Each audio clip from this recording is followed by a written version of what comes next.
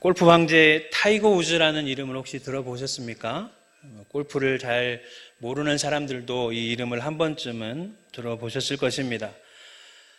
이 타이거 우즈라는 선수는 골프 역사상 가장 뛰어난 선수 중에 한 명으로 불릴 만큼 아주 뛰어난 선수이죠. 그래서 타이거 우즈가 골프는 몰라도 타이거 우즈라는 그 이름을 모르는 사람이 없다는 말이 있을 만큼 너무나도 유명한 골프 선수이지요.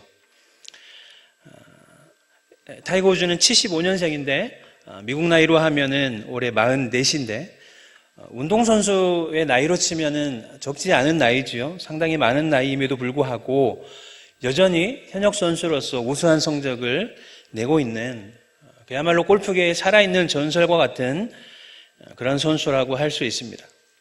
저는 골프를 쳐본 적도 없고 골프장 근처에도 가본 적도 없고 골프에 대해서도 전혀 아는 것이 없지만 언젠가 이 타이거 우즈라는 선수가 어떻게 그렇게 지속적으로 훌륭한 성적을 낼 수 있는지에 대해서 이야기한 기사를 읽고 나서 참 인상 깊었던 적이 있었습니다. 타이거 우즈와 같은 그런 세계적인 훌륭한 선수들은 어떻게 훈련하고 어떻게 자신들을 훈련을 하는 것일까요? 타이거 우즈는 세계적으로 뛰어난 선수임에도 불구하고 타이초정을 불허하는 선수임에도 불구하고 대회에서 우승한 날도 어김없이 집에 돌아와서 뭘 하냐면 스윙의 기본 자세를 연습한다고 합니다. 단 하루도 거르지 않고 세계적으로 훌륭한 선수임에도 불구하고 아주 기본적인 스윙 자세를 매일같이 연습한다는 거죠. 왜냐하면 하루라도 연습을 하지 않으면 그 스윙하는 근육 자체가 달라져서 스윙 자세가 조금만 달라져도 결과가 완전히 달라져 버릴 수 있기 때문에 하루도 빠짐없이 연습을 게을리하지 않는다고 자신의 그 비결을 밝힌 기사를 읽었습니다. 타이거 우즈뿐만 아니라 세계적으로 유명한 훌륭한 성적을 내는 어떤 운동선수든지 아니면 세계적으로 뛰어난 그런 음악가들도 마찬가지로 세계적인 프로페셔널이 된 이후에도 결코 아주 기본적인 기초를 무시하지 않는다는 거죠. 몇 주 전인가 TV에서 송창식이라는 가수가 나와서 그 가수에 대한 인생 스토리를 들려주는 그런 다큐멘터리를 본 적이 있는데 지금도 하루도 빠지지 않고 기타줄을 튕기는 연습을 하고 있었습니다. 그 사람들이 기본기가 부족해서 그렇게 하는 것이 아니라 이 기본이 무너져 버리면 다 무너져 버리기 때문에 그런 기본기의 그 가치를 알고 늘 기본기를 훈련하고 연습하는 데 자신의 시간을 투자하고 있다는 것이죠. 우리가 잘 알고 있는 성악가 파바로티도 마찬가지입니다. 지금은 작고했지만 누구도 따라올 수 없는 세계 최고의 성악가였음에도 불구하고 늘 자신의 단점을 보완해 줄 수 있는 레슨 선생님을 옆에다 두고 매일같이 발성 연습을, 기초적인 발성 연습을 게을리 하지 않았다는 거죠. 무슨 일이든 기본기가 중요하다는 거예요. 그래서 무슨 일을 하든지 처음에는 다 뭘 합니까? 공부를 하든지 운동을 하든지 음악을 하든지 뭘 하든지 어떤 기술을 익히든지 항상 가장 기초되는 기본기부터 배우는 거예요. 연장을 쓰는 법을 배우고 또 발성을 하는 방법을 배우고 운동하는 그런 기초적인 자세들을 배워야 한다는 거죠. 그런데 뭘 배워보신 분들은 알겠지만 처음에 기본기를 익히는 시간이 재밌습니까? 재미가 없지요. 저도 기타를 배워봤지만 처음에 이렇게 도레미파솔라시도를 배우고 하는 게 지겹습니다. 그래서 빨리 실전으로 넘어가고 싶어 하죠. 그런데 그 기본기를 잘 닦아놓지 않으면 결코 실력이 성장하거나 실력이 잘 늘지 않는다는 거죠. 신앙생활에 있어서도 마찬가지라고 생각합니다. 신앙생활에도 기본기라는 게 있어요. 이것을 잘 닦아놓지 않으면 우리는 신앙 성장에 있어서 많은 어려움을 겪게 될 것입니다. 신앙생활을 20년 했건 30년 했건 상관없이 우리가 늘 기본기를 다시 점검하고 기본기를 탄탄히 하지 않으면 아무리 신앙생활을 오래 했다고 할지라도 아무리 내가 직분자라고 할지라도 우리 신앙은 언제든지 흔들리고 넘어질 수 있다는 거예요. 반면에 신앙의 기본기를 잘 닦아놓으면, 그리고 그 신앙의 기본기들을 잘 훈련한다면 어떤 어려움이나 환란이 와도 그런 것 좀 가볍게 흔들리지 않고 넘길 수 있는 굳건한 신앙으로 자랄 수 있다는 거죠. 그렇다고 한다면 신앙생활에 있어서 기본기라고 할 만한 것은 무엇이 있을까요? 사실 신앙생활을 하는 데 있어서요, 우리가 신앙생활할 때 하나님께서 우리에게 요구하시는 것들은 사실 어떤 특별하거나 대단한 능력을 하나님께서 우리에게 요구하시는 것이 아닙니다. 물론 그런 사람들도 있지만 대부분 우리의 신앙생활에서 하나님께서 우리에게 요구하시는 것들은 어떤 특별한 대단해 보이는 그런 것들이 아니라는 거지요. 하나님께서 우리에게 몇 억을 헌금하라고 하시거나 우리의 생명을 달라고 하시거나, 물론 어떤 때가 되면 우리의 전부를 하나님 앞에 드려야 되는 헌신의 순간이 있을 수도 있지만, 우리의 신앙의 일반적인 신앙생활에 있어서는 하나님께서 우리에게 그런 대단한 것들을 요구하는 것이 아니라는 거예요. 하나님께서 우리에게 모세처럼 홍해를 가르라고 하십니까? 아니면 엘리야처럼 죽은 사람을 살리라고 하십니까? 하나님이 우리에게 원하시는 것은 그런 것들이 아니라는 거예요. 그리고 그런 모세나 엘리야와 같은 그런 사람들이 우리의 신앙에 어떤 좋은 교훈은 줄 수 있지만 그 사람들 자체가 우리의 신앙의 모범을, 완전한 모범을 삼을 수 있는 것도 아니라는 거죠. 하나님께서 하나님의 사람들을 통해서 이적을 나타내시고 기적을 나타내실 때 말 그대로 하나님께서 그 사람을 통해서 하나님의 능력을 나타내는 것이지, 모세가 홍해를 갈랐다고 해서 모세가 대단한 사람이 아니라는 거예요. 하나님께서 그 사람을 통해서 하나님이 얼마나 위대하시는가를 드러낸다는 것이죠. 그렇기 때문에 우리의 신앙을 판단하는 기준이 우리가 얼마나 대단한 일을 했고 얼마나 놀라운 일을 했느냐가 우리의 신앙의 판단의 기준이 될 수는 없다는 것입니다. 신앙의 기본적인 것을 다 무시해버리고 무슨 대단한 기적이나 능력 같은 것을 바라고 우리가 신앙생활을 한다면 겉보기에는 대단해 보일지 모르지요. 사람들의 존경을 받고 사람들의 어떤 우러름의 대상이 될 수는 있을지 모르겠지만 결코 그것이 우리의 신앙의 바른 성장, 건강한 성장을 담보해 주지는 못한다는 것입니다. 오히려 그렇게 신앙의 두각을 나타내 보이는 것처럼 보이는 사람들이 훗날 더 쉽게 넘어져 버리는 것들을 우리는 자주 보게 되는 거죠. 그렇다고 한다면 성경이 말하고 있는 신앙생활에 있어서 가장 기본이 되는, 그리고 가장 중요한 기본기라고 할 수 있는 것은 무엇이 있을까요? 우리는 성경을 통해서 그것을 알 수 있는데, 성경은 그것을 무엇이라고 이야기하냐면 하나님의 말씀을 묵상하고 하나님 앞에 기도하고 하나님을 예배하는 것, 그런 것들이 우리 신앙의 기본 중에 기본이라고 말씀하고 있는 거죠.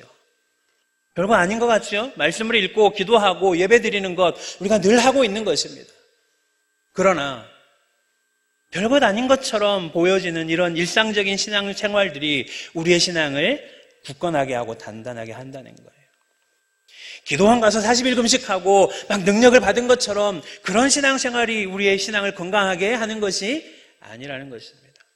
물론 때를 따라서 하나님 앞에 간절한 마음을 가지고 우리의 시간을 들여서, 우리의 건강을 들여서 그렇게 하나님 앞에 헌신할 수 있는 시간도 필요하지만 그것이 우리의 신앙을 건강하게 하는 기본기는 아니라는 거지요.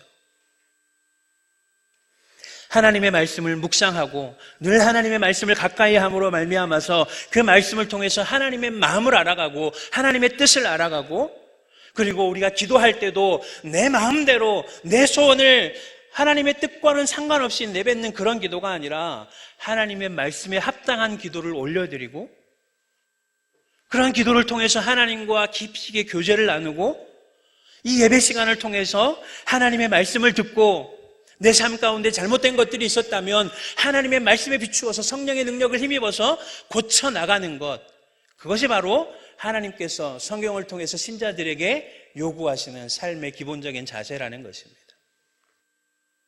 성경으로 돌아가서 성경을 통해서 하나님을 알아가고 성경에 말씀하시는 하나님의 뜻을 알고 그 뜻대로 우리의 삶을 살아내는 것이 너무나도 중요하다는 거죠.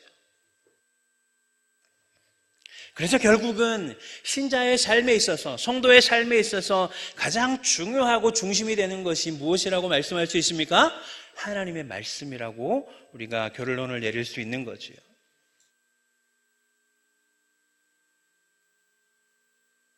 우리가 어떤 열심을 내어서 헌금을 하고 봉사를 하고 우리의 삶을 들여서 선교를 하고 이런 거 물론 중요하지만 그런 종교적인 열심을 내기 전에 우리는 어디로 돌아가야 하냐면 성경으로 돌아가야만 하는 것입니다. 성경을 통해서 하나님의 마음을 알지 못한 채로 내 마음으로 열심을 내고 내 마음으로 아무리 많은 것을 하나님 앞에 드린다고 하여도 그것으로 하나님을 기쁘시게 할 수 없다는 거예요. 오늘 본문으로 들어가 보면 오늘 우리가 읽었던 호세아 4장 말씀은 마치 재판정의 한 모습을 그리고 있는 것처럼 보여집니다. 어떤 일에 대해서 소송이 제기되었고 그 소송에 대해서 재판이 진행되고 판결이 내려지고 있는 장면처럼 보인다는 거죠. 1절 말씀을 보면 이스라엘 자손들아 여호와의 말씀을 들으라 여호와께서 이 땅 주민과 논쟁하시나니 라고 시작을 하고 있습니다. 한글 성경에는 논쟁하신다라고 말씀을 번역을 하고 있지만 원문을 보면 여호와께서 이스라엘 백성과 이스라엘 온 땅에 대해서 소송을 제기하셨다라고 번역할 수 있습니다. 하나님께서 이스라엘 백성들을 법정에 세우신 거예요. 이스라엘 백성들이 피고가 되어서 하나님 앞에서 재판을 받고 있다라고 우리가 볼 수 있는 거죠. 그렇다고 한다면 하나님께서 왜 이스라엘 백성들을 법정에 세우시고 이스라엘 백성들을 고소하셨습니까? 1절 하반절 말씀에 보면 이스라엘 백성들이 없는 것이 있었다는 거죠. 이스라엘 백성이 뭐가 없었습니까? 진실도 없고 인애도 없고 하나님을 아는 지식도 없기 때문에 하나님께서 이스라엘 백성과 소송을 하시는 거예요. 하나님의 백성으로서 마땅히 갖춰야 될 그런 자격을 갖추지 못하고 오히려 2절에 보면 갖추지 말아야 될 것들을 갖추고 있다는 거죠. 저주와 속임과 살인과 도둑질과 간음뿐이며 포악하여 온 땅에 피가 끊이지 않는다는 거예요. 도저히 하나님의 백성이라고 생각할 수 없는 그런 더러운 죄악들이 이스라엘 백성들 사이에서 만연했다는 거죠. 뿐만 아니라 이스라엘 백성들이 타락한 것도 타락한 것이지만 이스라엘 백성들의 타락으로 인해서 어떤 부차적인 결과들이 나타나냐면 이스라엘 민족들뿐만 아니라 그들이 거주하고 있는 땅이 저주를 받는다라고 말씀하고 있습니다. 3절 말씀에 보면 땅이 슬퍼한다라고 땅을 의인화하여서 땅이 울고 있는 것처럼 표현하는데 그게 무슨 이야기일까요? 이스라엘 백성들의 죄악으로 말미암아서 땅이 마르고 황폐해진다는 거예요. 땅의 짐승과 공중의 새와 심지어는 바다의 물고기까지도 이스라엘 백성들의 죄악으로 말미암아서 황폐해질 것이라고 말씀하고 있는 거죠. 이스라엘 백성들의 죄악이 하나님의 창조 세계에 얼마나 악한 영향을 미치고 있는지를 보여주고 있는 것입니다. 다시 말하면 하나님의 창조 세계가 망가지고 있는 것이 그 책임을 하나님께서 누구에게 돌리고 있는 것입니까? 이스라엘 백성들에게 돌리고 있는 거예요. 너희가 하나님의 뜻대로 살지 못했기 때문에 너희만 벌받는 것을 넘어서서 하나님의 창조 세계가 무너지고 황폐해지고 있다라고 하나님께서 이스라엘 백성들에게 말씀하고 있는 거죠. 그런데 오늘 본문에 보면 4절을 해석하기가 참 어려운데 하나님께서 이스라엘 백성들을 고발하신다고 했는데 그럼 구체적으로 누구인가? 그 고발의 대상이 누구인가라고 말씀을 하고 있는데 4절 말씀에 보면 그러나 어떤 사람이든지 다투지도 말고 책망하지도 말라라고 말씀하고 있습니다. 무슨 이야기일까요? 이스라엘 백성들을 고소하셨는데 사실 너희에게 책임이 없으니 너희가 다툴 일도 없고 서로 책망하지도 말라는 거죠. 원문을 보면 조금 더 그 의미가 드러나는데 4절 말씀에서 하나님께서 특정한 한 사람을 고발하고 계십니다. 1절에서는 이스라엘 백성 전체를 고발했지만 하나님께서 4절에서 특정한 한 부류의 사람들을 고발하시는데 그 사람들이 누구냐면 바로 제사장들이라는 거예요. 또한 5절 말씀을 보면 하나님께서 선지자들도 함께 고발하고 계십니다. 제사장과 선지자들, 다시 말하면 이스라엘 백성들을 대표하는 종교 지도자들을 하나님께서 고발하고 계신다는 거예요. 왜 그렇습니까? 이스라엘 백성들이 진실도 없고 인애도 없고 하나님을 아는 지식도 없는 그 책임이 누구에게 있다는 거예요? 그것을 제대로 가르치지 못한 제사장과 선지자들에게 있다는 것입니다. 종교 지도자들이 이스라엘 백성들에게 하나님을 아는 지식을 가르치지 못했다는 거예요. 왜 그랬을까요?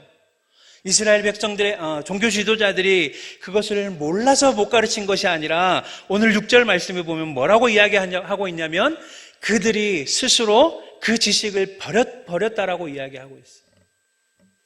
하나님의 말씀으로 하나님의 백성들을 바로 인도해야 될 종교 지도자들조차도 하나님의 성경의 지식을, 하나님을 아는 지식을 스스로 버려버렸다는 거예요. 버렸다는 것은 무엇을 의미하는 것입니까? 종교 지도자들이 생각하기에 하나님을 아는 지식이 쓸모없게 여겨지는 거예요. 가치가 없기 때문에, 가치가 없다라고 생각해 버렸기 때문에 그 지식을 버려버린 것이지요.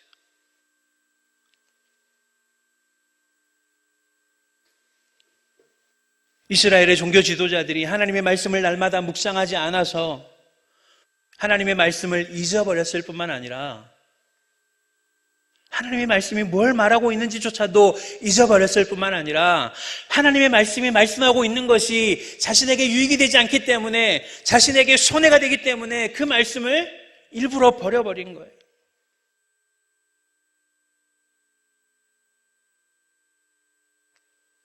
종교 지도자들에게 하나님의 말씀은 거추장스러운 것이었고 거북스러운 것이었습니다. 그래서 오늘 10절 이후의 말씀을 보면 이 종교 지도자들이 뭘 하냐면 하나님의 말씀을 버리고 율법을 버리고 뭘 하냐면 우상을 숭배하고 여호와 신앙을, 온갖 우상을 다 끌고 들어와서 여호와 신앙을 가진 것처럼 보이지만 온갖 우상을 다 끌고 들어와서 온갖 우상이 득실되는 혼합 종교로 만들어버렸다는 거예요.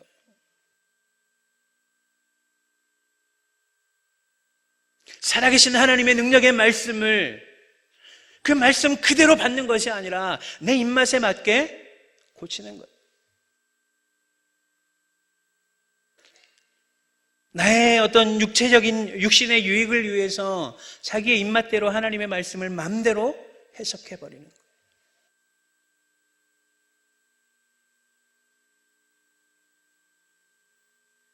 그리고 오늘 본문에 보면 이런 종교 지도자들의 죄악에 대해서 하나님이 판결하시는데 하나님께서 이스라엘 백성들을 고발하시는 고발자가 되시기도 하시지만 또 이스라엘 백성들의 재판하시는 재판장이 되셔서 이제 6절과 7절에 보면 하나님께서 탄식하시면서 판결문을 낭독하고 계십니다. 6절과 7절 제가 한번 읽겠습니다. 내 백성이 지식이 없으므로 망하는도다. 내가 지식을 버렸으니 나도 너를 버려 내 제사장이 되지 못하게 할 것이요. 내가 내 하나님의 율법을 잊었으니 나도 내 자녀들을 잊어버리리라. 그들은 번성할수록 내게 범죄하니 내가 그들의 영화를 변하여 욕이 되게 하리라. 무슨 이야기입니까?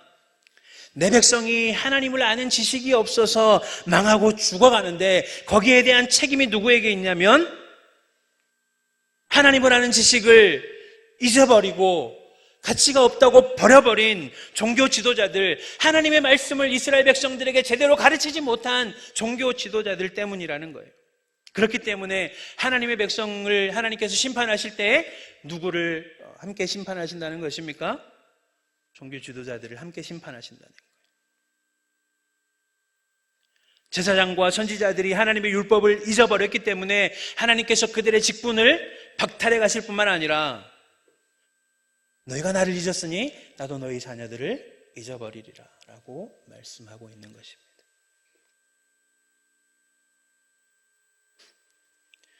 호세아가 활동했던 시대에 이스라엘의 왕은 여로보암이라는 왕이었습니다. 이스라엘 분열 초기에 있는 여로보암이 아니라 여로보암 2세라고 하는 후대의 여로보암이라는 이름을 가진 왕이었는데, 성경은 이 여로보암을 굉장히 악한 왕으로 보고 있습니다. 그런데 사실 역사적으로 보면요, 이 여로보암 2세 때에 이스라엘은 경제적으로 굉장히 대부흥의 시기를 살아가고 있었습니다. 영적으로는 굉장히 타락했지만 경제적으로는 부유했다는 거예요. 먹고 살만했다는 거예요. 그런데 안타깝게도 이스라엘 백성들의 경제적인 부요함은 어디로 연결이 되냐면 종교적인 부흥으로 연결이 되게 됩니다. 종교적인 부흥이 왜 문제입니까? 이 종교적인 부흥이 여호와 하나님만을 섬기는 여호와 신앙이 아니라, 올바른 종교의 부흥이 아니라 이방의 우상과 여호와의 신앙이 뒤섞여 버리는 혼합 종교가 성행하고 온갖 도덕적인 타락이 만연하는 그런 잘못된 종교의 부흥으로 이어지게 되었다는 거죠. 종교가 부흥하면 뭐가 늘어납니까? 제사장들이 늘어나겠죠. 그 종교에 봉사하는 봉사자들이 늘어나겠죠. 그러나 아이러니하게도 종교는 부흥할지 몰라도 하나님 앞에서 쌓이는 죄의 높이는 점점 더 높아갔다는 거죠. 7절 말씀이 그것을 이야기하고 있죠. 그들은 번성할수록 내게 범죄하니. 하나님을 목적으로 삼지 않고, 하나님 자체를 추구하지 않고, 하나님을 통해서 뭘 얻고자 하는, 하나님을 도구화해버리고 하나님을 수단화해버리는 종교 지도자들의 그 악행에 대해서 하나님께서 오늘 고발하고 있는 것입니다.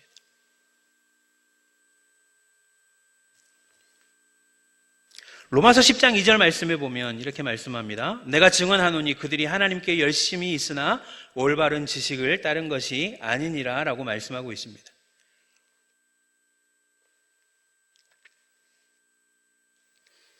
종교적인 열심이 있다고 해서 그것이 다 옳은 것은 아니라는 거예요. 쉽게 말하면 교회에서 봉사하고 헌금 많이 하고 직분이 높고 교회에서 두각을 나타낸다고 해서 그것이 다 신앙이 좋은 증거가 아닐 수도 있다는 거죠. 하나님이 인정하시는 열심은 어떤 열심입니까? 올바른 지식을 따른 열심. 성경에 기초한 열심이라는 거죠.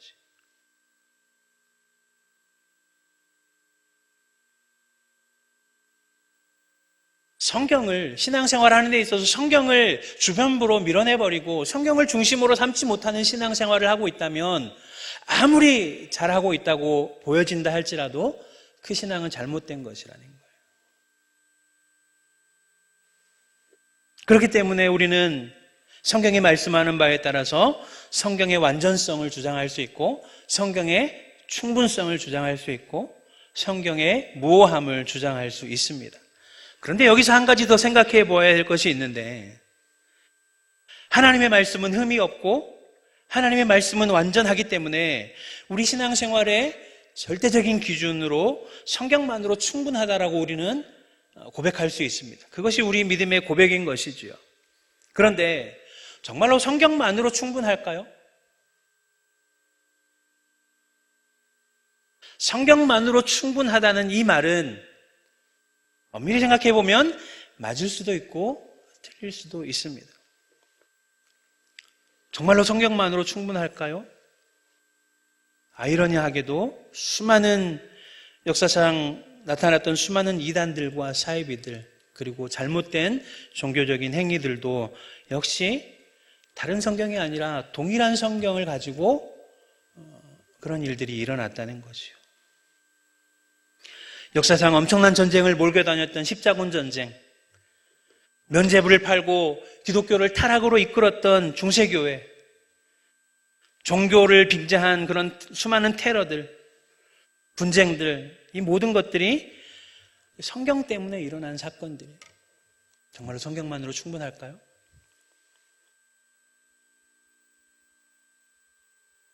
성경 자체만 놓고 보았을 때는 이 말은 틀린 말이 아닙니다.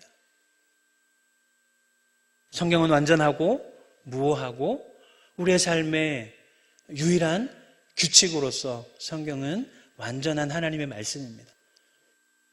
성경은 성경만으로 충분해요. 그러나 문제는 무엇입니까? 그 성경을 받아든 인간이 문제가 있는 거죠. 성경을 보는 인간의 이성이 타락했기 때문에 그렇습니다.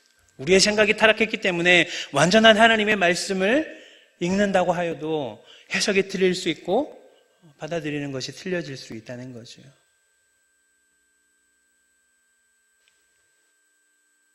온전하시고 풍성하신 하나님의 말씀을 타락하고 어그러진 인간의 생각으로 해석하려고 하니까 자꾸만 어긋나는 겁니다. 그래서 우리가 성경을 제대로 읽기 위해서는 정말로 성경만으로 충분하다라고 고백할 수 있기 위해서는 뭐가 필요하냐면 수백 년, 수천 년의 기독교 역사 가운데서 수많은 믿음의 선배들이 피를 흘리며 기독교를 변증해오고 성경의 진리들을 지켜왔던 그 믿음의 선진들이 남겨놓은 올바른 신앙의 고백들과 교리들이 그래서 중요하다는 거예요. 얼마 전에 인터넷을 보다가 누군가 올려놓은 글을 읽었는데 참 충격을 받았습니다.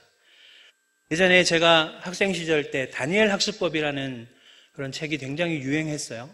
서울대를 나온 분이 자기가 성경을 읽고 기도 열심히 해서 서울대에 갔고 또 이렇게 하면 좋은 대학에 갈 수 있다라는 그런 책을 내서 저도 그 책을 읽었었고 아마도 많은 학생들이 그 책을 읽었을 것입니다.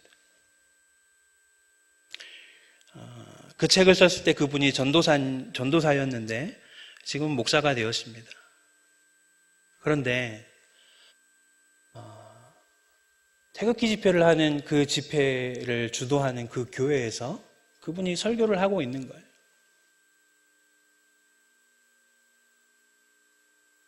너무나도 충격이었습니다.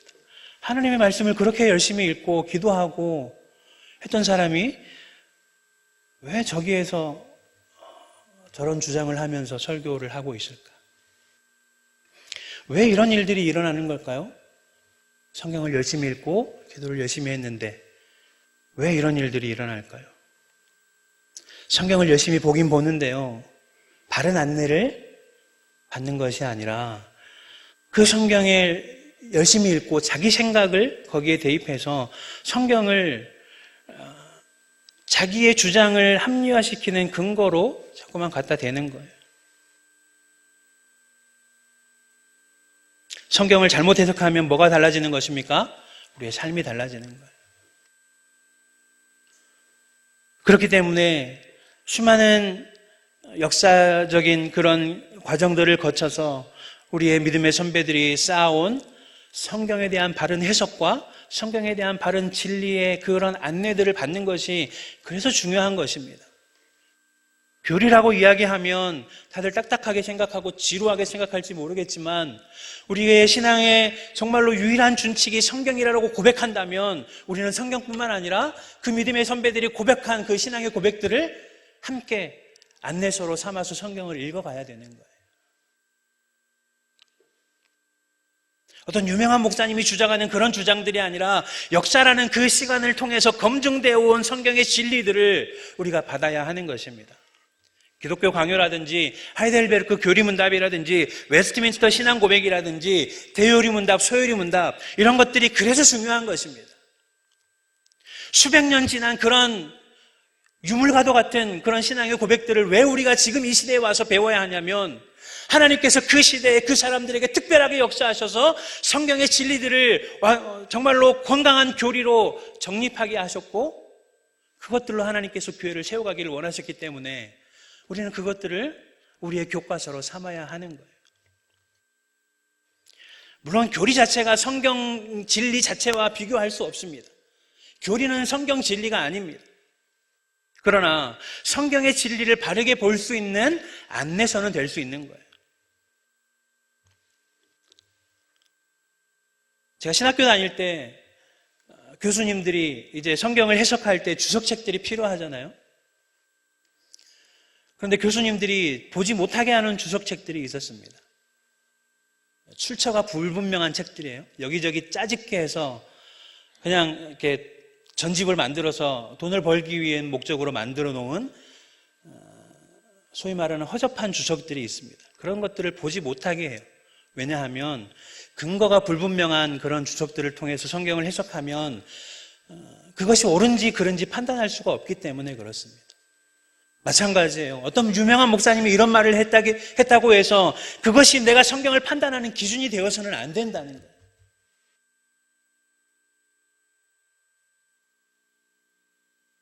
교리를 배우고 성경의 역사를 배우는 것이 그래서 중요합니다. 그래야 성경을 보면서 이상한 소리를 안 하는 거예요. 요즘에는요, 목사님들도 성경을 보면서 이상한 이야기를 하시는 분들이 너무 많아서 사실 인터넷에 어떤 채널을 추천해 드리기가 정말 겁이 날 정도로 인터넷에 정말 이상한 내용들이 너무 많이 있어요.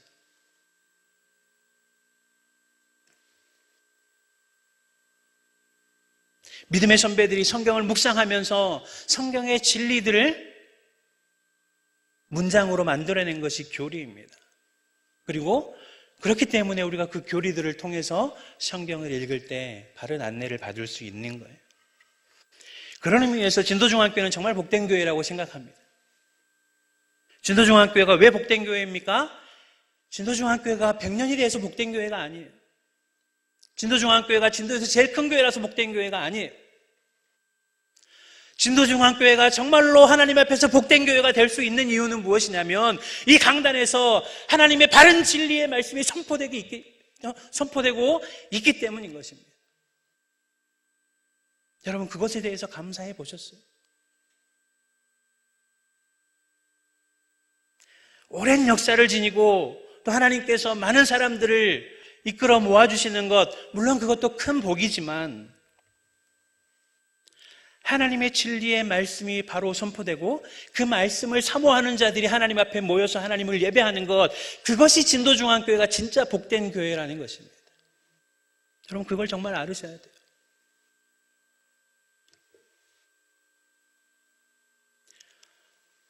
제가 목회하면서 이런 교회 저런 교회 많이 다녀봤는데요, 교리의 중요성을 이야기하면서도 하이델베르크 교리문답이라든지 웨스트민스터 소요리 문답이라든지 로이드 존스 교리 시리즈라든지 이런 것들을 가르치는 교회가 생각보다 많지 않습니다.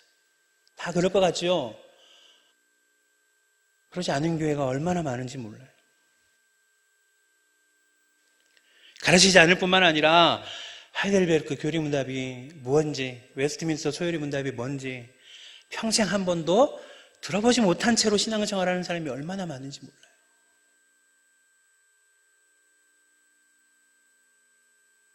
제가 가끔 대한여시교 장로회 합동 측 헌법책을 제가 한 번씩 보거든요.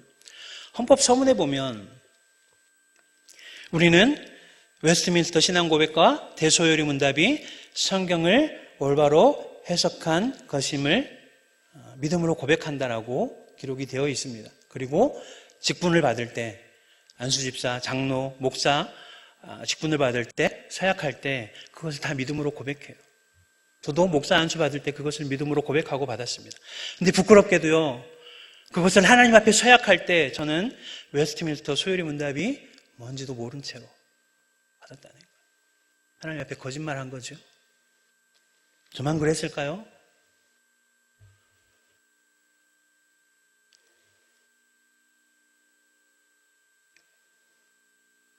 교리라는 것은 결코 신학자들이나 목회자들만 알아야 될 그런 것이 아닙니다. 교리를 제대로 알지 못하면 제대로 신앙생활을 할 수 없기 때문이에요. 교리라는 것이 딱딱한 언어로 장황하게 설명되어 있는 것이 교리가 아니라 오늘 이 강단에서 선포되어지고 있는 하나님의 말씀에 대한 해석이 바로 교리인 거예요.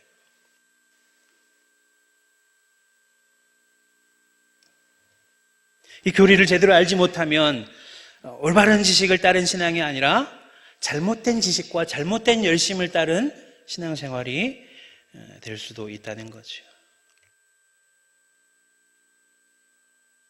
50년, 60년, 70년, 80년 신앙생활을 열심히 해왔는데 잘못된 가르침과 잘못된 지식을 가지고 신앙생활을 해왔다면 얼마나 안타까운 일이고 얼마나 헛된 시간 낭비이겠습니까?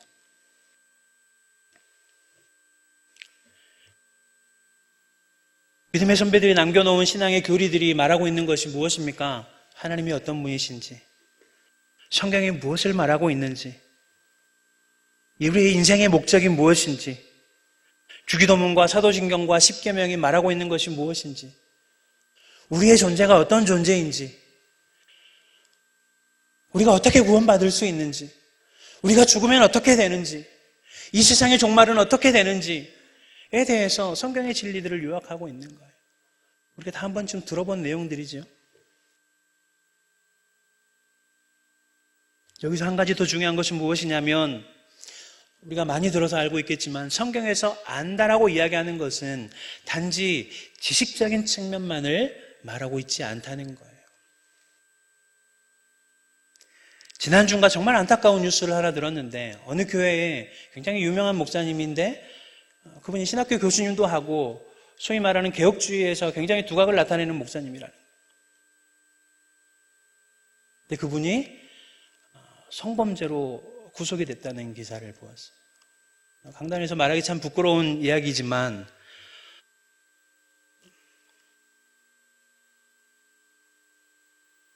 물론 우리가 한순간 실수로 그런 죄악들을 저지를 수도 있을지도 모르겠지만 정말 하나님을 안다는 것이 무엇인지에 대해서 다시 한번 깊이 생각해 보게 되었습니다.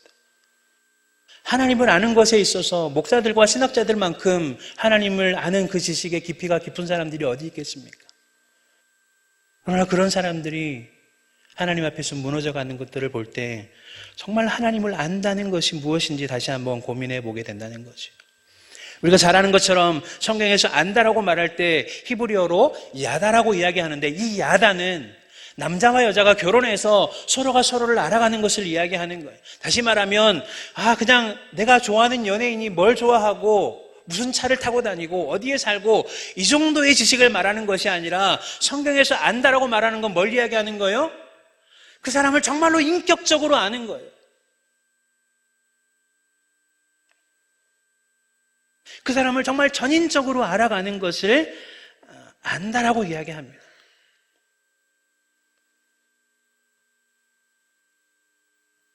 하나님을 알아간다는 것은 그런 것이죠. 성경을 알아간다는 것은 그런 거예요.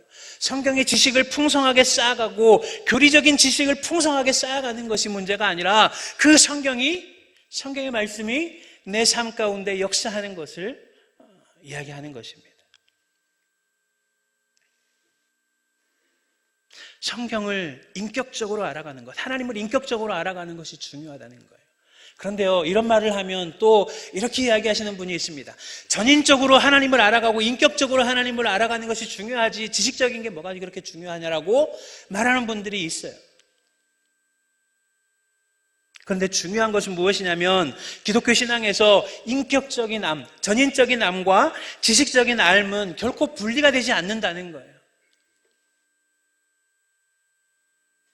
하나님을 인격적으로 만난 사람은 하나님의 그 풍성하심과 하나님의 그 놀라우심 앞에서 하나님을 사랑하지 않을 수 없게 되는 거예요. 하나님을 사랑하게 되고, 하나님을 사랑하게 됨으로써 어떻게 되는 것입니까? 하나님을 더 깊이 알아가고 싶어지는 거예요. 하나님을 많이 알아서 내가 이 지식을, 하나님을 아는 지식을 사람들 앞에 자랑해야지, 이게 아니라는 거예요.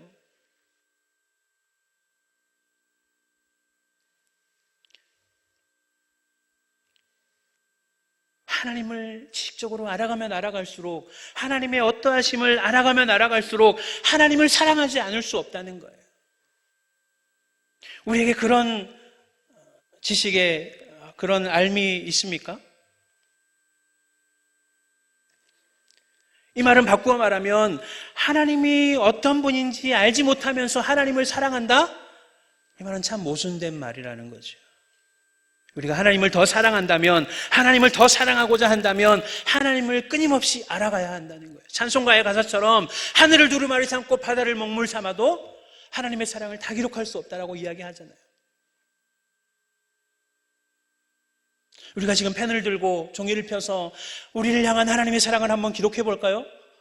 우리가 하나님의 일하심에 대해서, 하나님의 그 높고 광대하심에 대해서, 우리를 향한 하나님의 사랑에 대해서 우리가 얼마나 표현할 수 있느냐는 거예요. 우리가 정말로 하나님을 알고 있습니까?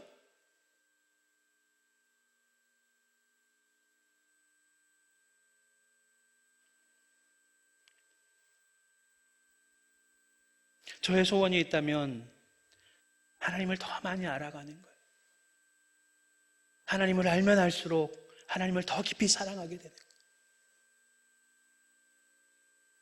하나님을 더 깊이 사랑하면서 우리의 삶을 하나님 앞에 더 많이 드릴 수 있는 그런 삶이 되는 것이 저 여러분의 꿈이 되기를 소망합니다.